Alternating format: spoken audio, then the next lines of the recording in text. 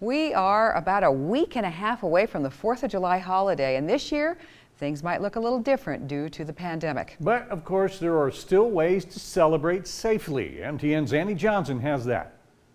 In just over a week, people all over the country will be celebrating the 4th of July with their families. But how do you celebrate safely in the middle of a pandemic? We're just going to do kind of a low-key party with several families and just buy them here and then celebrate on that day. On the 4th, just ourselves. Which is an adjustment made due to the pandemic. Something different this year. Normally we have a show on our own and then we drive to see the big show at the fairgrounds. But since it's not available this year, we'll just make sure and have a barbecue and have a lot of fun celebrating Independence Day. So what's the best thing to do from a health officer's standpoint? The best advice I can give people is to avoid crowds. The virus loves crowded atmospheres where it can jump from person to person.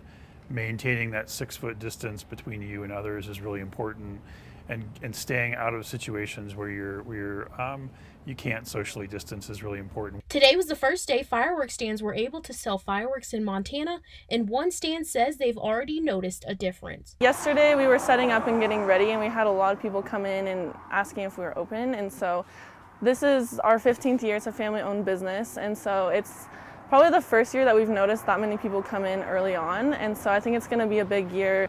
I think a lot of at-home shows and at-home parties because of COVID. But celebrating in a different way doesn't mean less fun. We're not saying you have to be entirely not be around people, but we think people need to be smart about who they're around and how many people they're around. Every single person that you're in close contact with is a risk to transmit the virus, and if you're carrying the virus, you're a risk to them. Under state law, fireworks are able to be sold until July 5th. Reporting in Gallatin County, Annie Johnson, MTN News.